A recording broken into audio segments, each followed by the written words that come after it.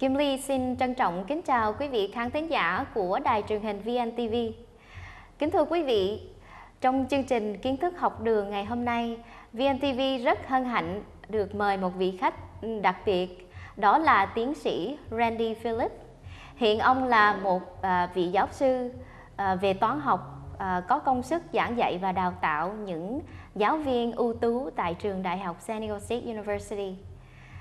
Và kính thưa quý vị, vì những thay đổi mới của Bộ Giáo dục Hoa Kỳ nói chung và tiểu bang California nói riêng, môn toán là một trong những môn học được quan tâm đáng kể. Và ngày hôm nay, tiến sĩ Randy Phillips sẽ chia sẻ những kinh nghiệm và kiến thức của ông để giúp nâng cao sự phát triển và hiểu biết của học sinh về môn toán. Xin kính mời quý vị cùng theo dõi cuộc phỏng vấn với tiến sĩ Randy Phillips. Hello, Dr. Randy Phillips. Xin chào quý vị. Can you tell us about yourself? I know as a professor you are extremely busy, but we would like to know what you like to do as your hobbies. What do you like to do during your leisure time? Well, first of all, thank you again, Kim Lee, for inviting me. It's a pleasure. You're welcome. One of my hobbies is sports. So I like to be outdoors. I like to exercise. I ride a mountain bike, and in the summer when I have a chance, I go backpacking. So that's one of my favorite hobbies. Great. That's wonderful. I love to hear all that interesting things you do. Yes. And do you like to eat the different ethnic foods?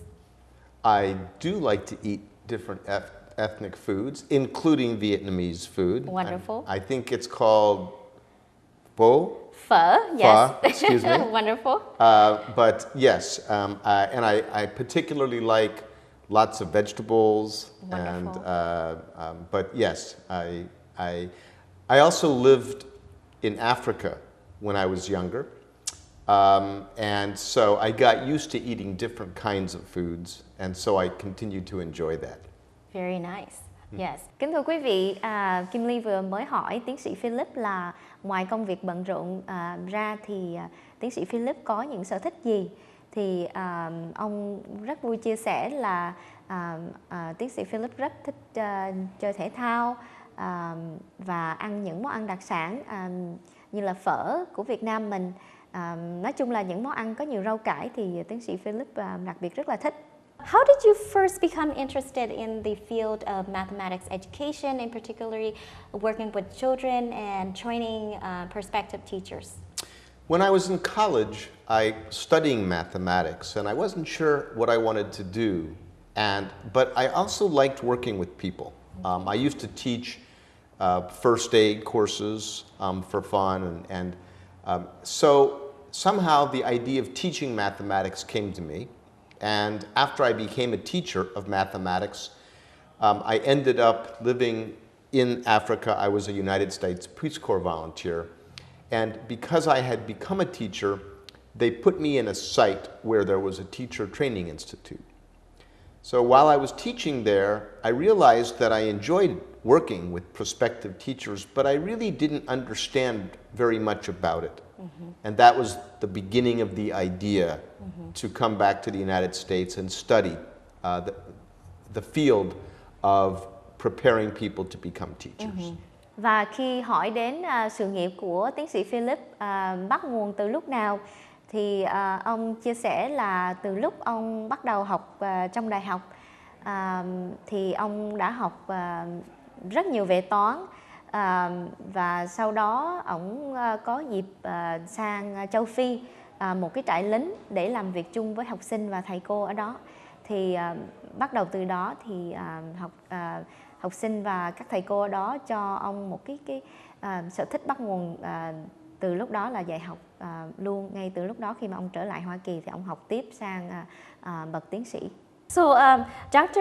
Phillips, when we think about math, we often think about numbers. But yet the mathematical thinking for children, they just had a completely different meaning. So based on your experiences, what makes kids thinking so different from those of adults? It's a good question, Kimberly. And I think, first of all, even for adults, I think we tend to think we understand other people's thinking and feeling. And some people are pretty good at it, but a lot of us aren't. But when it comes to really knowing how people think, like about mathematics, it turns out that often we're wrong, that we're thinking about how we think, but not about how children think. And so I think the other factor that plays out with children is that they're still developing more sophisticated ways of reasoning. And so sometimes their way of thinking makes sense to them, but it may not make sense to us. So, for example, a child might say, oh, whenever you add numbers, it must result in a bigger number. And if they're thinking about adding positive numbers, they're right.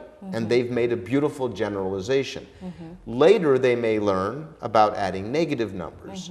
But at that time, the way they're thinking makes sense. And so I think for us to try to understand that is a challenge, but it's also a wonderful opportunity.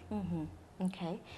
Và kính thưa quý vị, khi mà hỏi tiến sĩ Philip về cái sự khác biệt trong cách suy nghĩ giữa người lớn và trẻ em như thế nào, thì tiến sĩ Philip trả lời rằng đối với người lớn, nhiều khi mình nghĩ là mình biết rất là nhiều thứ trong cái suy nghĩ của mình, nhưng mà đôi khi mình cũng có thể là sai. Nhưng mà đối với trẻ em thì lối suy nghĩ rất là hồn nhiên, trong sáng. Cho nên tiến sĩ Philip khuyên rằng phụ huynh nên để cho con em phát triển một cách tự nhiên, đặt những cái câu hỏi rất là hồn nhiên. And talking about opportunities, how can parents and teachers help promote the early development of mathematics?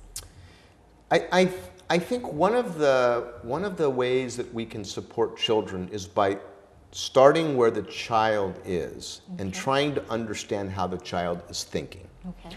So, for example, if a parent is home working with a child and the parent is showing the child how to do something, then the parent's job is to talk and the child's job is to listen and learn how the parent is teaching.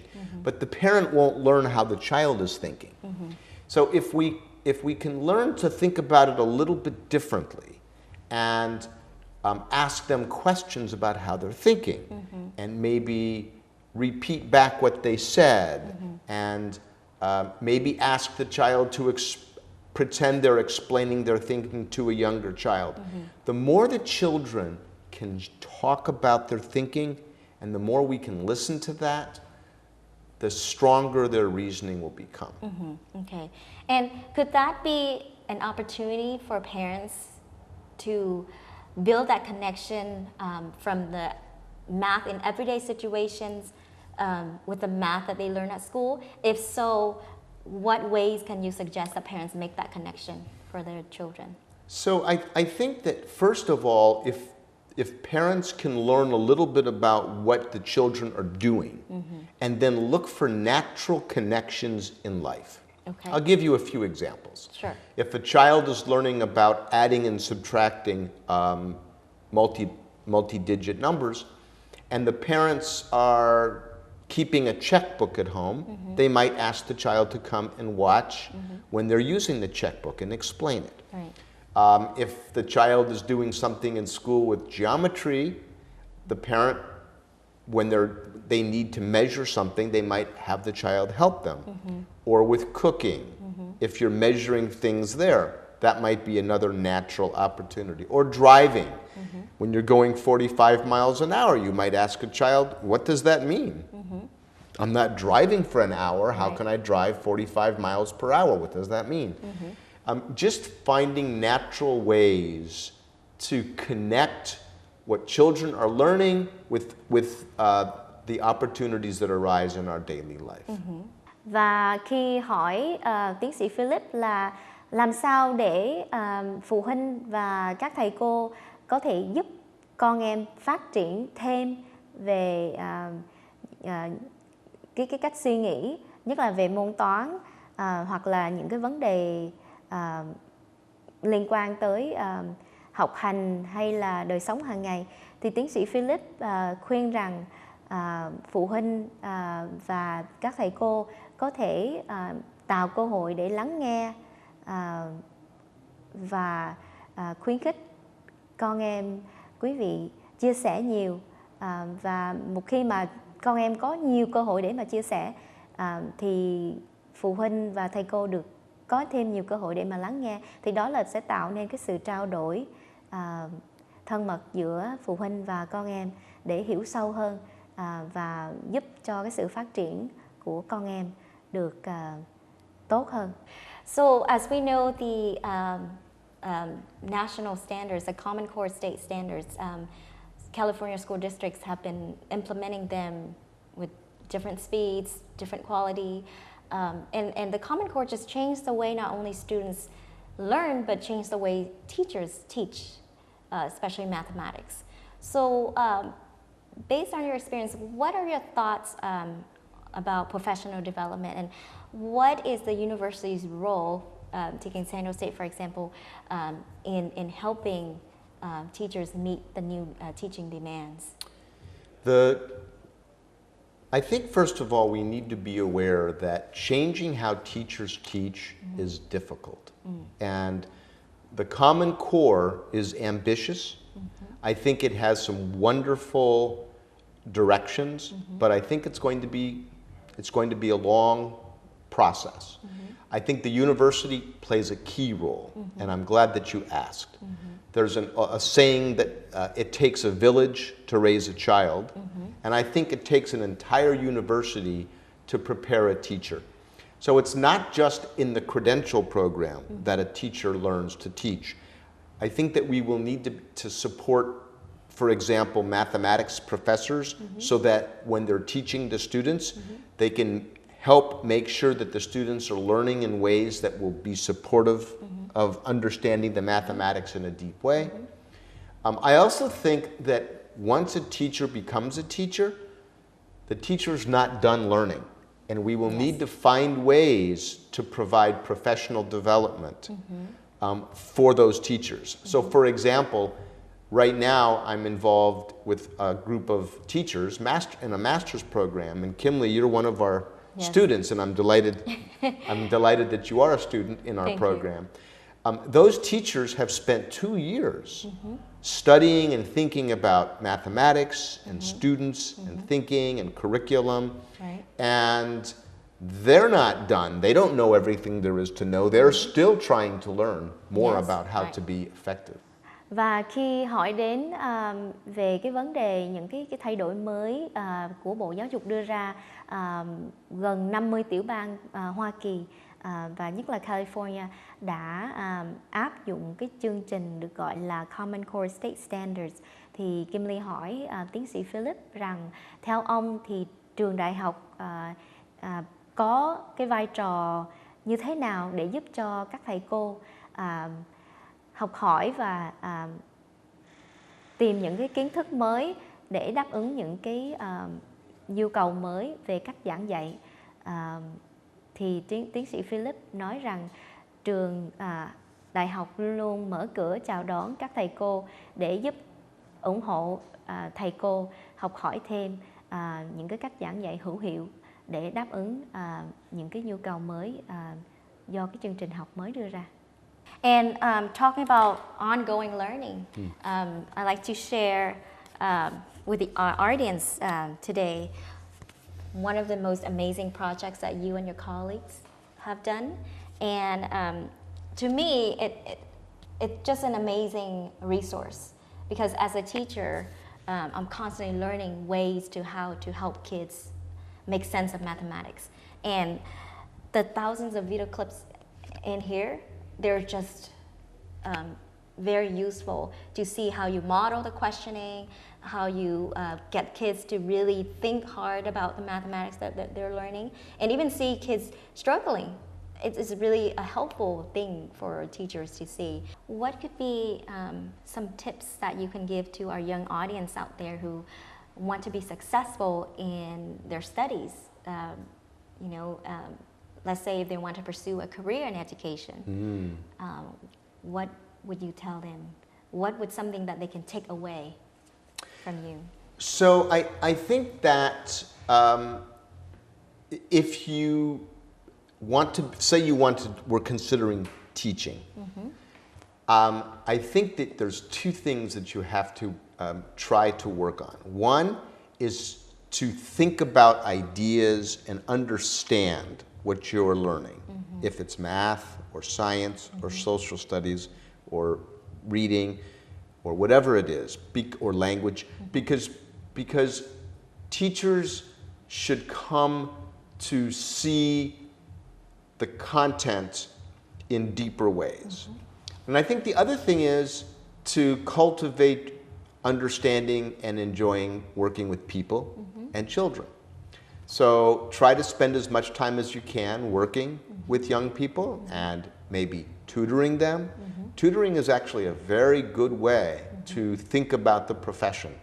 And I know many teachers who told me that they became interested because they were working with children, and they found that they derived great joy from watching the child's face light up. That's, when they came to understand. Yes, that's actually a wonderful reward, and it's a beautiful thing to see when they suddenly say, I understand now.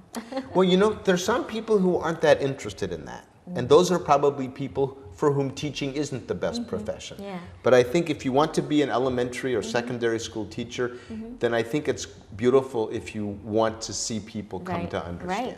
Good point. Và điều cuối cùng Kim Ly muốn hỏi tiến sĩ Philip là tiến sĩ Philip có những cái lời khuyên như thế nào cho các bạn trẻ muốn thành công trong con đường học vấn, và nhất là các bạn muốn theo dõi và đeo đuổi cái nghề dạy học, thì tiến sĩ Philip khuyên rằng việc học không bao giờ ngừng, thì lúc nào cũng phải luôn luôn học hỏi và để tạo thêm cơ hội cho chính mình và giúp cho mình mở mang kiến thức và hiểu thêm những cái gì mình thích và không thích để đạt tới những cái thành công mình mong muốn. Thank you so much for your time today, being on the show, sharing your thoughts and giving us tips, and you are a true inspiration. Thank you so much. You were very kind, and I want to thank you for inviting me to be here today. Kim Ly xin chân thành cảm ơn quý vị khán thính giả đã theo dõi cuộc phỏng vấn với tiến sĩ Randy Philip, và cảm ơn quý vị đã lắng nghe chương trình Kiến thức học đường. Xin kính chúc quý vị một buổi tối an lành và hạnh phúc.